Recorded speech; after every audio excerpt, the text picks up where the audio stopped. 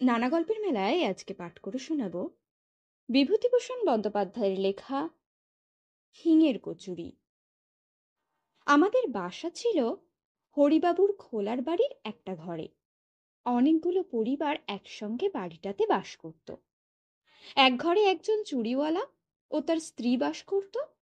চুড়িওয়ালার নাম ছিল কেশব। আমি তাকে কেশব কাকা বলে ডাকতাম। সকালে যখন কলে জল আসতো তখন সবাই মিলে ঘড়া, কলসি, টিন, বালতি নিয়ে হাজির হতো কলতলায়, এবং ভাড়াটেদের মধ্যে ঝগড়া বকুনি শুরু হতো জল ভর্তির ব্যাপার নিয়ে। বাবা বলতেন মাকে, এ বাসায় আর থাকা চলে না, ইতর লোকের মতো কাণ্ড এদের, এখান থেকে উঠে যাব শিগগির। কিন্তু যাওয়া হতো না কেন তা আমি বলতে পারবো না। এখন মনে হয় আমরা গরিব বলে, বাবার হাতে পয়সা ছিল না বলেই। আমাদের বাসার সামনে পথের ওপারে একটা চালের আড়ত, আর পাশে একটা গুড়ের আড়ত। গুড়ের আড়তের সামনে রাস্তায় একটা কল। কলে অনেক লোক একসঙ্গে ঝগড়া চেঁচামেচি করে জল নেয়। মেয়ে মানুষে মারামারি পর্যন্ত হতে দেখেছিলাম একদিন। এই রকম করে কেটেছিল সে বাসায় বছরখানেক, এক আষাঢ় থেকে আর এক আষাঢ় পর্যন্ত। আষাঢ় মাসেই দেশের বাড়ি থেকে এসেছিলাম।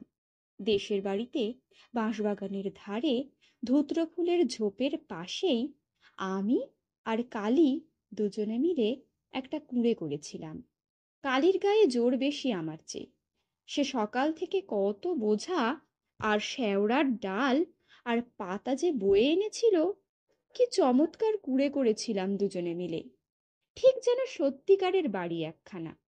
কালী তাই বলতো, একটা ময়না কাঁটা গাছের মোটা ডালে সে পাখির বাসা বেঁধে দিয়েছিল। ও বলতো, শ্রাবণ মাসের সংক্রান্তিতে কিংবা নষ্টচন্দ্রের রাতে রাতচরা কাঠঠোকরা কিংবা তিয়র পাখি ওখানে ডিম পেড়ে যাবে। এসব সম্ভব হয়নি আমার দেখে আসা, কারণ আষাঢ় মাসেই গ্রাম থেকে চলে এসে কলকাতার একটি খোলার বাড়িতে উঠেছি। আমার কেবল মনে হয় দেশের সেই বাঁশবনের ধারের কুঁড়েখানার কথা। কালী আর আমি কত কষ্ট করে সেখানা তৈরি করেছিলাম। ময়না গাছের ডালে বাঁধা সেই পাখির বাসার কথা, নষ্টচন্দ্রের রাতে কাঠঠোকরা পাখি সেখানে ডিম পেড়েছিল কিনা কে জানে। কলকাতার এ বাড়িতে জায়গা বড্ড কম, লোকের ভিড় বেশি। আমি সামনের টিনের বারান্দাতে সারা সকাল বসে বসে দেখি কলের পাড়ার লোক জল নিতে এসেছে। গুড়ের আড়তের সামনে গুড় নামাচ্ছে গরুর গাড়ি থেকে। বাঁ কোণের একটা দোতলা বাড়ির জানলা থেকে একটি বউ আমার মতো তাকিয়ে আছে রাস্তার দিকে। এই গলি থেকে বার হয়ে বড় রাস্তার মোড়ে একটা হিন্দুস্তানি দোকানদারের ছাতুর দোকান থেকে আমি মাঝে মাঝে ছাতু কিনে আনি। বড় রাস্তায় অনেক গাড়ি ঘোড়া যায়। আমাদের গ্রামে কখনো একখানা ঘোড়ার গাড়ি দেখিনি। দু চোখ ভরে চেয়ে চেয়ে দেখেও স্বাদ মেটে না। কিন্তু মা যখন তখন বড় রাস্তায় যেতে দিতেন না, পাছে গাড়ি ঘোড়া চাপা পড়ি। আমাদের বাড়ি থেকে কিছু দূরে গলির ওমরে কতকগুলো সারবন্দি খোলার বাড়ি আমাদেরই মতো। সেখানে আমি মাঝে মাঝে বেড়াতে যাই। তাদের বাড়ি ঘর বেশ পরিষ্কার পরিচ্ছন্ন। কত কি জিনিসপত্র আছে, আয়না, পুতুল, কাচের বাক্স, দেওয়ালে কেমন সব ছবি টাঙানো। এক এক ঘরে এক একজন মেয়ে মানুষ থাকে। আমি তাদের সকলের ঘরে যাই, বিকেলের দিকে যাই, সকালেও মাঝে মাঝে যাই। ওই বাড়িগুলোর মধ্যে একটি মেয়ে আছে, তার নাম কুসুম। সে আমাকে খুব ভালোবাসে, আমিও তাকে ভালোবাসি। কুসুমের ঘরেই আমি বেশিক্ষণ সময় থাকি।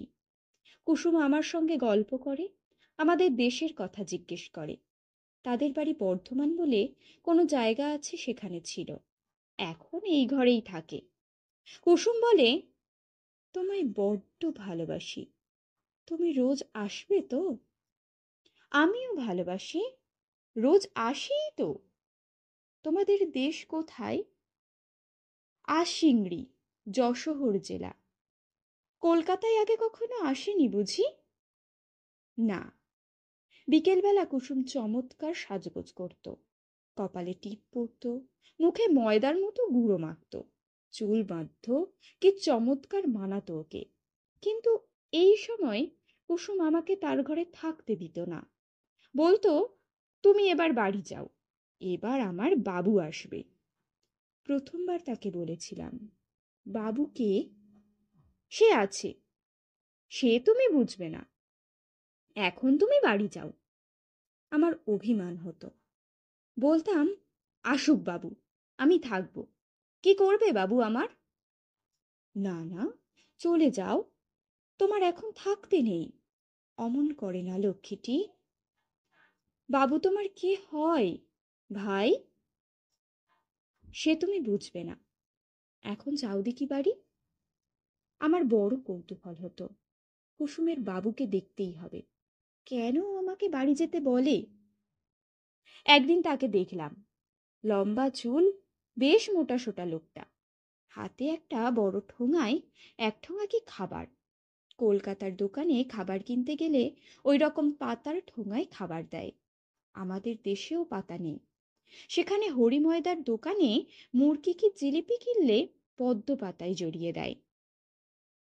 কুসুম ঠোঙা খুলে আগে আমার হাতে একখানা বড় কচুরি দিয়ে বলতো, এই নাও, খেতে খেতে বাড়ি যাও। এক কামড় দিয়ে আমার ভারী ভালো লাগলো, এমন কচুরি কখনো খাইনি। আমাদের গ্রামের হরিময়রা যে কচুরি করে, সে তেলে ভাজা কচুরি, এমন চমৎকার খেতে নয়। উচ্ছ্বসিত সুরে বললাম, বাহ, কিসের গন্ধ আবার? কুসুম বললে, হিঙের কচুরি, হিঙের গন্ধ, ওকে বলে হিঙের কচুরি, এইবার বাড়ি যাও। কুসুমের বাবু বললে, কে? কলের সামনের বাড়ির ভাড়াটেদের ছেলে, বামুন। কুসুমের বাবু আমার দিকে ফিরে বললেন, যাও খোকা, এইবার বাড়ি যাও। একবার ভাবলাম বলি, আমি থাকি না কেন, থাকলে দোষ কি? কিন্তু কুসুমের বাবুর দিকে চেয়ে সে কথা বলতে আমার সাহসে কুলোলো না। লোকটা যেন রাগী মতো, হয়তো একঘা মেরেও বসতে পারে, কিন্তু থেকে সেই হিঙের কচুরির লোভে আমি রোজ বাঁধা হয়ে কুসুমের বাবু আসা পর্যন্ত অপেক্ষা করি। আর রোজই কি সকলের আগে কুসুম আমার হাতে দুখানা কচুরি তুলে দিয়ে বলবে, যাও খোকা, এইবার খেতে খেতে বাড়ি চলে যাও। কুসুমের বাবু বলতো, আহা ভুলে গেলাম, ওর জন্যে খাস্তা গজা দুখানা আনবো ভেবেছিলাম কাল, দাঁড়াও, কাল ঠিক আনবো। আমার ভয় কেটে গেল, বললাম, এনো ঠিক কাল। কুসুমের বাবু হি হি করে হেসে বললে, আনবো আনবো। কুসুম বললে, এখন বাড়ি যাও খোকা। আমি এখন যাব না, থাকি না কেন? কুসুমের বাবু আমার এই কথার উত্তরে কি একটা কথা বললে, আমি তার মানে ভালো বুঝতে পারলাম না। কুসুম ওর দিকে চেয়ে রাগের সুরে বলল, যাও, ও কি কথা ছেলে মানুষের সঙ্গে? বাড়ি গিয়ে মাকে বললাম, মা, তুমি হিঙের কচুরি খাওনি কেন? আমি খেয়েছি, এত বড় বড়, হিঙের গন্ধ কেমন। কোথায় পেলি? কুসুমের বাবু এনেছিল, আমায় দিয়েছিল। পাজি ছেলে, ওখানে যেতে বারণ করেছি না, ওখানে যাবে না। কেন? কেন কথার উত্তর নেই, ওখানে যেতে নেই, ওরা ভালো লোক না। না মা, কুসুম বেশ ভালো, আমাকে বড্ড ভালোবাসে, হিঙের কচুরি রোজ দেয়। আবার বলে হিঙের কচুরি, বাড়িতে পাও না কিছু? খবরদার, ওখানে যাবে না বলে দিচ্ছি। কুসুমের বাড়ি এরপরে আর দিন দুই আদেও গেলাম না, কিন্তু থাকতে পারিনি। আবার মাকে লুকিয়ে গেলাম একদিন।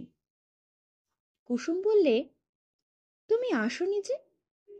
মা বারণ করে। তবে তুমি এসো না, মা আবার বকবে। আসিনি তো দুদিন, এলে যে আবার। তোমায় ভালোবাসি, তাই এলাম। ওরে আমার সোনা, তুমি না এলে আমারও ভালো লাগে না। তুমি না এলে তোমার জন্য মন কেমন করে আমার। কি করব, তেমন কপাল করিনি। তোমার মা তোমায় পাছে বকেন তাই ভাবছি। মাকে বলবো না, আমার মন কেমন করে না এলে। আমি এখন যাই। সন্ধ্যের সময় এসো। ঠিক আসবো। কুসুমের সঙ্গে চুক্তি অনুযায়ী সন্ধ্যের সময় যাই। কুসুমের বাবু এসে আমায় দেখে বললে, এই যে ছোকরা, কদিন দেখিনি কেন? সেদিন তোমার জন্যে খাস্তা গজা নিয়ে এলাম, তা তোমার অদৃষ্টে নেই। দাও গো ওকে দুখানা কচুরি। গজা এনো কাল। আনবো গো বামুন ঠাকুর। ফলারে বামুন, কাল অমৃতি জিলিপি আনবো। খেয়েছ অমৃতি?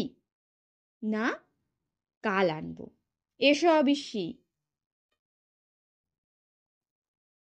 কাউকে বলো না কিন্তু, মা শুনলে আসতে দেবে না। তোমার মা বকেন বুঝি এখানে এলে? হুম। কুসুম তাড়াতাড়ি বললে, আরে ওর কথা বাদ দাও। ছেলে মানুষ পাগল, ওর কথার মানে আছে? তুমি বাড়ি যাও আজ খোকা। এই নাও কচুরি, খেতে খেতে যাও। না, এখানে খেয়ে জল খেয়ে যাই, মা টের পাবে। এখানে তোমাকে জল দেব না, রাস্তার কল থেকে জল খেয়ে যাও। কুসুমের বাবু বললে, কেন? ওকে জল দেবে না কেন? কি হবে দিলে? কুসুম ঝাঁঝের সুরে বলল, তুমি থামো। বামুনের ছেলেকে হাতে করে জল দিতে পারিব না। এই জন্মের এই শাস্তি। খাবার দিই হাতে করে, তাই যথেষ্ট।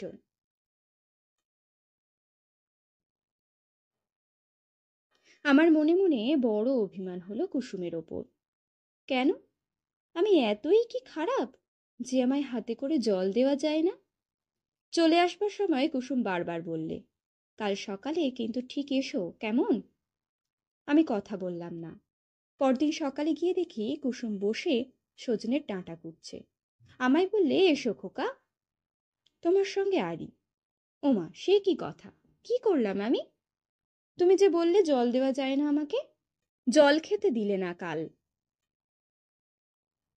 এই, বসো বসো খোকা, সে তুমি বুঝবে না। তুমি বামুন, তোমাকে জল আমরা দিতে পারি নে, বুঝলে? কুলের আচার করছি, খাবে? এখনো হয়নি, সবে কুল গুড় দিয়ে মেখেছি। এইভাবে কুসুমের সঙ্গে আবার ভাব হয়ে গেল। কুলের আচার হাতে পড়তেই আমি রাগ অভিমান সব ভুলে গেলাম। দুজনে অনেকক্ষণ বসে গল্প করি। তারপর আমি উঠে মাখনের ঘরে যাই।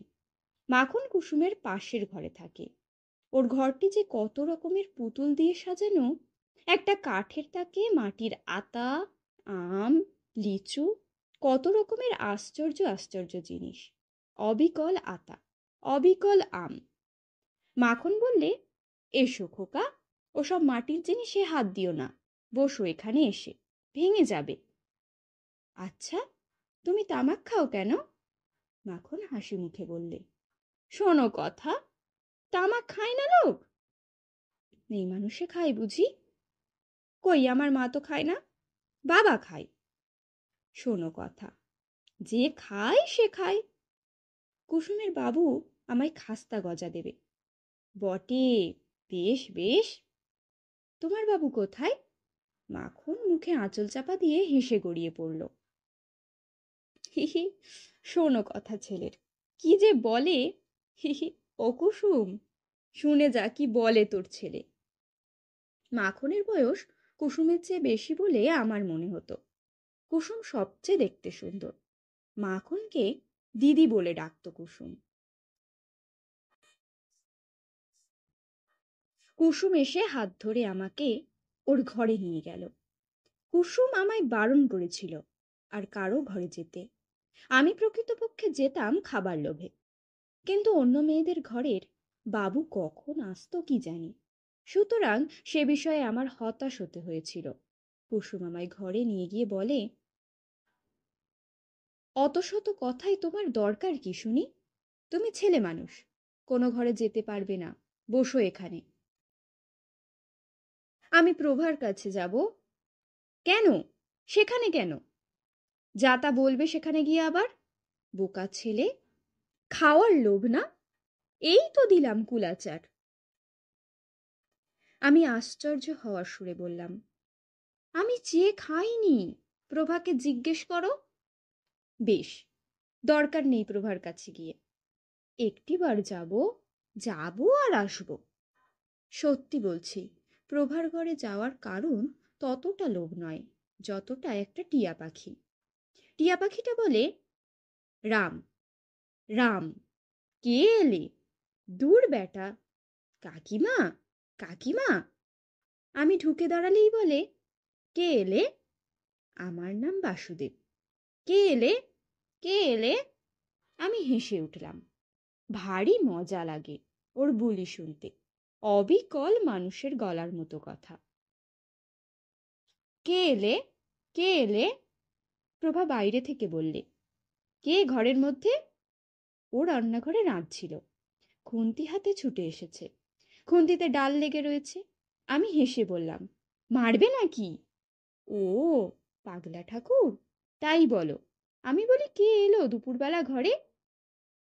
তোমার ঘরে কুলাচার নেই? কুসুম আমায় কুলাচার দিয়েছে, খুব ভালো কুলাচার। কুসুমের বড়লোক বাবু আছে, আমার তো তা নেই। কোথা থেকে কুলাচার আমচুর করব? কুসুমের বাবু আমায় গজা দেবে। কেন দেবে না?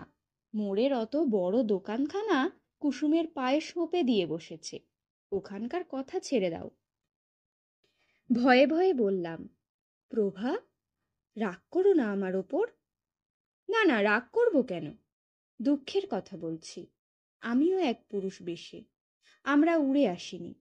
15 বছর বয়সে কপাল পুড়লে ঘর থেকে বেরিয়েছিলাম। কেন ঘর থেকে বেরিয়েছিলে? সেসব দুঃখের কথা তোমার সঙ্গে বলে কি হবে? তুমি কি বুঝবে? বসো, আমার ডাল পুড়ে গেল। গল্প করলে পেট ভরবে না, আমি যাই। এসো রান্নাঘরে। প্রভার রং কালো, খুব মোটাসোটা, নাকের ওপর কালো ভোমরার মতো একটা আঁচিল। প্রভা একদিন আমাকে গরম জিলিপি আর মুড়ি খেতে দিয়েছিল। ওর ঘরে এত জিনিসপত্র নেই, ওই খাঁচায় পোষা টিয়া পাখিটা ছাড়া। প্রভা রান্না করছে চালতে অম্বল, একটা পাথর বাটিতে চালতে ভেজানো। চালতে অনেক দিন খাইনি, দেশ থেকে এসে পর্যন্ত নয়। সেখানে আমাদের মাঠে তালপুকুরের ধারে বড় গাছে কত চালতে পেকে আছে এ সময়। বললাম, চালতে পেলে কোথায় প্রভা? বাজারে। আবার কোথায়? বেশ চালতে। প্রভা আর কিছু বললে না, নিজের মনে রাঁধতে লাগলো। আমি বললাম, তোমার বাবা মা কোথায়? পাপ মুখে সেসব কথা আর কি বলি। বাড়ি যাবে না? কোন বাড়ি? তোমাদের দেশের বাড়ি। জমের বাড়ি যাব একেবারে। তোমাদের দেশের বাড়িতে কুল আছে? আমাদের গায়ে কত কুলের গাছ। প্রভা এ কথার কোনো উত্তর দিলে না, আবার নিজের মনে রাঁধতে লাগলো। খানিক পরে সে একটা ঘটি উনুনের মুখে বসিয়ে চা তৈরি করে গ্লাসে আঁচল জড়িয়ে চুমুক দিয়ে চা খেতে লাগলো। আমায় একবার বললেও না আমি চা খাবো কিনা। অবশ্যই আমি চা খাই নে, চায়ের সর খাই। মা আমায় চা খেতে দেয় না, চায়ের মধ্যে যে দুধের সর ভাসে মা তাই আমাকে তুলে দেয়। প্রভা গল্প করতে লাগলো। ওদের দেশের বাড়িতে কত গরু ছিল, কতখানি দুধ ওরা খেত। ওদের বাড়ির ধারে ওদের নিজেদের পুকুরে কত মাছ ছিল, আর সেসব দেখতে পাবে না ও। হঠাৎ প্রভা একটা আশ্চর্য কাণ্ড করে বসলো। বললে, অম্বল দিয়ে দুটো ভাত খাবে? আমি ভয়ে ভয়ে বললাম, খাবো, কুসুম টের না পায়। প্রভা হেসে বললে, কুসুমের অত ভয় কিসের? টের পাই তো কি হবে, তুমি খাও বসে। আমি সবে চালতের আম্বল দিয়ে ভাত মেখেছি, এমন সময় কুসুমের গলার শব্দ শোনা গেল। ও প্রভাদি, বামুনদের সেই খোকা তোর এখানে আছে? ওকে বাড়ি পাঠিয়ে দিই। কতক্ষণ এসেছে পরের ছেলে। আমি এঁটো হাতে দৌড়ে উঠে রান্নাঘরের কোণে লুকিয়ে রইলাম। প্রভা কিছু বলবার আগে কুসুম ঘরের মধ্যে ঢুকে আমাকে দেখতে পেল। বললে, ও কি, কোণে দাঁড়িয়ে কেন? লুকোনো হলো বুঝি? এ ভাত মেখেছে কে অম্বল দিয়ে? অ্যাঁ? প্রভার দিকে চেয়ে আশ্চর্য হয়ে বললে। আচ্ছা প্রভাদি, ও না হয় ছেলে মানুষ, পাগল, তোমারও কি কাণ্ডজ্ঞান হারিয়ে গেল? কি বলে তুমি ওকে ভাত দিয়েছ খেতে? প্রভা অপ্রতিভ হয়ে বললে, কেবল চালতে চালতে করছিল, তাই ভাবলাম অম্বল দিয়ে দুটো ভাত। না, ছি, চলো আমার সঙ্গে খোকা, এ জন্মের এই শাস্তি আমাদের, আবার তা বাড়াবার জন্য বামুনের ছেলেকে ভাত দিয়ে। চলো, হাতে এঁটো নাকি, খেয়েছ বুঝি? আমি সলজ্জ সুরে বললাম, না। চলো, হাত ধুইয়ে দিই। কুসুম এসে আমার হাত ধরে বাইরের দিকে নিয়ে যাবার উদ্যোগ করলে প্রভা বললে, আহা, মুখের ভাত কটা খেতে দিলিনি ওকে? সবে অম্বল দিয়ে দুটো মেখেছিল। না, আর খেতে হবে না, চলো। মায়ের শাসনের চেয়েও যেন কুসুমের শাসন বেশি হয়ে গেল। মুখের ভাত ফেলেই চলে আসতে হলো। উঠোনের একপাশে নিয়ে গিয়ে আমার হাত ধুইয়ে দিতে দিতে বলল, তোমার অত খাই খাই বাই কেন খোকা? ওদের ঘরে ভাত খেতে নেই, সে কথা মনে নেই তোমার? ছি ছি, ওবেলা কচুরি দেব। আর কখনো অমন খেও না। তাও বলি, এই না হয় ছেলে মানুষ, তুমি বুড়োধারী, তুমি কি বলে বামুনের ছেলের পাতে? ছি ছি, লোভেরও বলিহারি চাই। বলা বাহুল্য, প্রভা এসব কথা শুনতে পাইনি, সে এদিকেও ছিল না। বললাম, মাকে যেন বলে দিও না। হ্যাঁ, আমি যাই তোমার মাকে বলতে। আমার তো খেয়ে দে কাজ নেই। বললে মা মারবে কিন্তু। মার খাওয়াই ভালো তোমার, তোমার নোলা জব্দ হয় তাহলে। বাড়ি ফিরতেই মা বললে, কোথায় ছিলি? ওই মোড়ে। আর কোথাও যাসনি তো? না। একদিন কিন্তু ধরা পড়ে গেলাম। সেদিন দোষটা ছিল কুসুমেরই। সে আমাকে বললে, চলো খোকা, বেড়াতে যাই। যাবে? বিকালবেলা রোদ নেই বেশি। ট্রাম লাইনের ওপারে যেতে দেখে আমি সভয়ে বললাম, মা বড় রাস্তা পার হতে দেয় না, বারণ করেছে। চলো, আমি সঙ্গে আছি, ভয় নেই। বড় রাস্তা পার হয়ে আর কিছু দূরে একটা খোলার বস্তির মধ্যে আমরা ঢুকলাম। একটা সরু গলির দুধারে ঘরগুলো। যে বাড়িতে আমরা ঢুকলাম সেখানেও সবাই মেয়ে মানুষ, পুরুষ কেউ নেই। একজন মেয়ে বললে, আইলো কুসুমি, কতকাল পরে। বাব্বা, আমাদেরও কি আর নাগর নেই? তা বলে কি অমন করে ভুলে থাকতে হয় ভাই? আমার দিকে চেয়ে বললে, এ খোকা আবার কে? বেশ সুন্দর দেখতে তো। বামুনদের ছেলে, আমাদের গলিতে থাকে। আমার বড্ড নেওটা। বাহ, বসো খোকা, বসো। ও ছেলে শুধু ভাই খাই খাই। খেতে দাও, খুব খুশি। তাই তো, কি খেতে দিই? ঘরে কুলের আচার আছে, দেব? আমি অমনি কিছুমাত্র না ভেবেই বলে উঠলাম, কুলের আচার বড্ড ভালোবাসি। কুসুম মুখ ঝামটা দিয়ে বললে, তুমি কি না ভালোবাসো? খাবার জিনিস হলেই হলো। না ভাই, ও সর্দি কাশি হয়েছে, ও সব খাবে না, থাক। আমার মনে ভয়ানক দুঃখ হলো। কুসুম খেতে দিল না কুলচুর। কখন হলো আমার সর্দি কাশি? কুলচুর আমি কত ভালোবাসি। খানিকটা সে বাড়িতে বসবার পরে আমরা অন্য একটা ঘরে গেলাম। তারাও আমাকে দেখে নানা কথা জিজ্ঞেস করতে লাগলো। বাড়ির তৈরি সুজি খেতে দিলে একখানা রেকাবি করে, তাও কুসুম আমায় খেতে দিল না। আমার নাকি পেটের অসুখ। সন্ধ্যের খানিকটা আগে আমাকে নিয়ে কুসুম বড় রাস্তায় ট্রাম লাইন পার হয়ে এপারে এলো। একখানা ট্রাম আসছিল। আমি বললাম, কুসুম দাঁড়াও, ট্রাম দেখব। সন্ধে হয়েছে, তোমার মা বকবে। বকুক, ইস, ছেলের ভারী বৃদ্ধি। আচ্ছা কুসুম, তুমি ও কথা বললে কেন? আমায় কুলচুর খেতে দিলে না, ওরা তো দিচ্ছিল। তুমি ছেলে মানুষ, কি বোঝো? কার মধ্যে কি খারাপ রোগ আছে ও সব পাড়ায় তোমায় আমি যার তার হাতে খেতে দেব? যার তার ঘরের জিনিস মুখে করলেই হলো। তোমার কি, কার মধ্যে কি রোগ আছে তুমি তা জানো? আচ্ছা কুসুম, নাগর মানে কি? কিছু না, কোথায় পেলে এ কথা? ওই যে ওরা তোমায় বলছিল। বলুক, ওসব কথায় তোমার দরকার কি? পাজি ছেলে কোথাকার। কুসুম আমায় বাড়ির পথে এগিয়ে দেবার আগে বললে, চলো, কচুরি এতক্ষণ এনেছেও, তোমায় দিই। দাও, আমার খিদে পেয়েছে। কোন সময়ে তোমার পেটে খিদে থাকে না বলতে পারো? তোমার মাকে যদি সামনাসামনি পাই তো জিজ্ঞেস করি, ছেলের অত নোলা কেন? নোলা আছে তো বেশ হয়েছে। কচুরি দেবে তো? চলো। গজা এনেছে? তা আমি জানি নে। গজা কাল দেবে? গলির রাস্তাটা কি নোংরা, বাবারে বাবা। গজা দেবে তো? হ্যাঁ গো হ্যাঁ। এখন কচুরি নিয়ে তো রেহাই দাও আমায়। সে রাত্রে কুসুম আমায় আমাদের কলটার কাছে এগিয়ে দিয়ে চলে গেল। মার কাছে সত্যি কথা বললাম, কুসুমের বাড়ি গিয়েছিলাম, কুসুম কচুরি খেতে দিয়েছে। মা খুব বকলেন, কাল থেকে আমায় বেঁধে রাখবেন বললেন। বাবাকেও রাত্রে বলে দিলেন বটে, তবে বাবা সে কথায় খুব যে বেশি কান দিলেন এমন মনে হলো না। পরদিন সকালের দিকে আমার জ্বর এলো। 4-5 দিন একেবারে শয্যাগত। একজন বুড়ো ডাক্তার এসে দেখে শুনে ওষুধ দিয়ে গেল। জানলার ধারেই আমাদের তক্তপোষ পাতা। একদিন বিকেলে দেখি রাস্তার উপর কুসুম দাঁড়িয়ে আমাদের ঘরের উল্টো দিকের বাড়ির দিকে তাকিয়ে আছে। ওর সঙ্গে মাখন। মাখন এগিয়ে গিয়ে আরো দুখানা বাড়ির পরে একখানা বাড়ির দরজায় দাঁড়িয়ে। আমি ডাকলাম, ও কুসুম। কুসুম পেছনে ফিরে আমায় দেখতে পেল। মাখনকে ডেকে বললে, দিদি, এই বাড়ি, এই যে। মা কলতলায়। কুসুম ও মাখন এসে জানলার ধারে দাঁড়ালো। কুসুম বললে, কি হয়েছে তোমার, যাও না কেন? মাখন বললে, কুসুমি ভেবে মরছে, বলে বামুন খোকার কি হলো।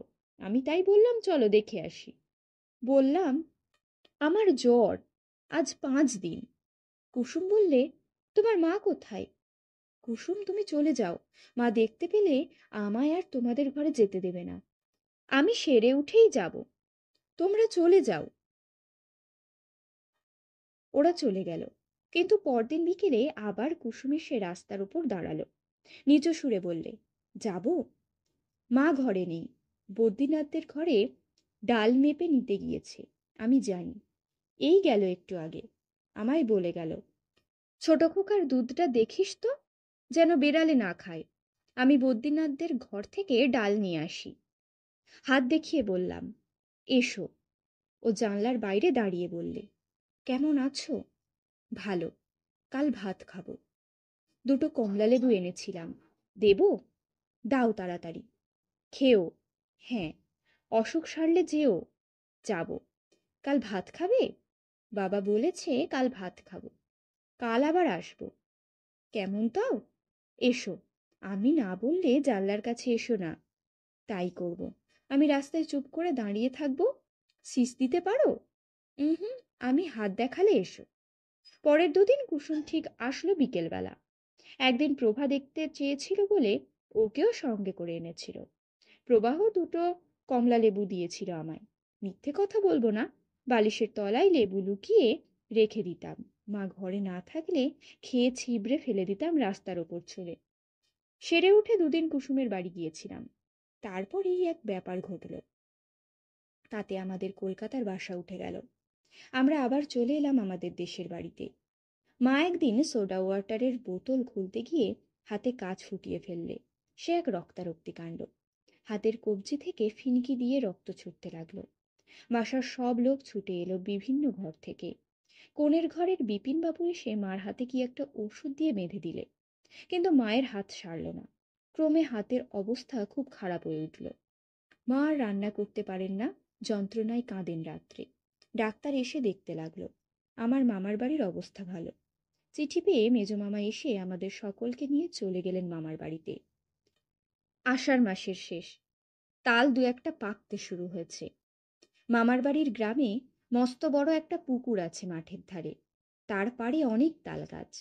আমি বেড়াতে গিয়ে প্রথম দিনই একটা পাকা তাল কুড়িয়ে পেলাম, মনে আছে। মার হাত সেরে গেল মামার বাড়ি এসে। ভাদ্র মাসের শেষে আমরা দেশের বাড়িতে চলে এলাম। কলকাতা আর যাওয়া হলো না। বাবাও সেখানকার বাসা উঠিয়ে দেশে চলে এলেন। সুদীর্ঘ 30 বছর পরের কথা। কলকাতায় মিশে থাকি। অফিসে কেরানিগিরি করি। দেশের বাড়িতে স্ত্রী পুত্র থাকে। আমার পুরনো কলেজ আমলের বন্ধু শ্রীপতির সঙ্গে বসে ছুটির দিনটা কি গল্প করতে করতে শ্রীপতি বললে, কাল ভাই সন্ধ্যের পর প্রেমচাঁদ বড়াল স্ট্রিটে দিয়ে আস্তে আস্তে দুধারে মুখে রং হরিব। আমিও দেখেছি, ওই পথ দিয়ে তো আসি। আমি কিন্তু ওদের অন্য চোখে দেখি।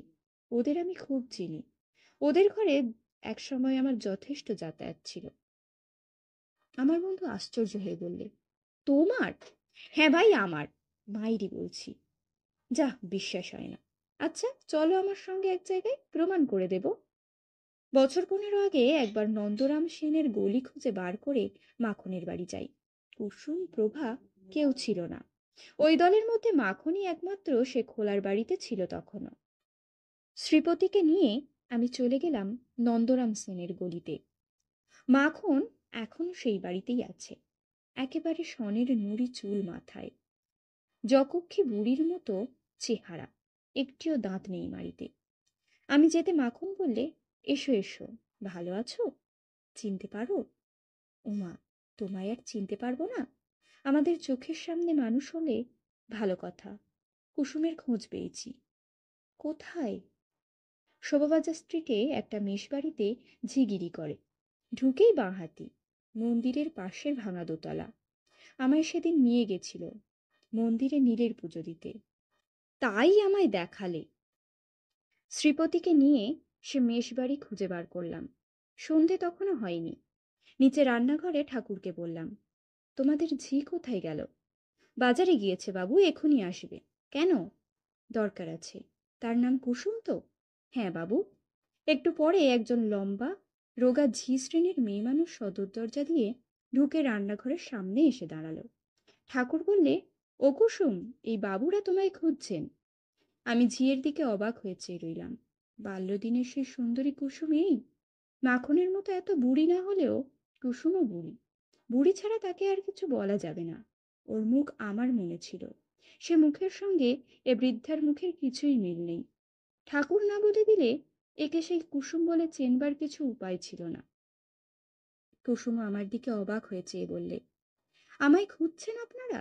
কোত্থেকে আসছেন? মাখনের কাছ থেকে। কোন মাখন? নন্দরাম সেনের গলির মাখন বাড়িওলি। ও, তা আমায় খুঁজছেন কেন? চলো, ওদিকে কথা আছে।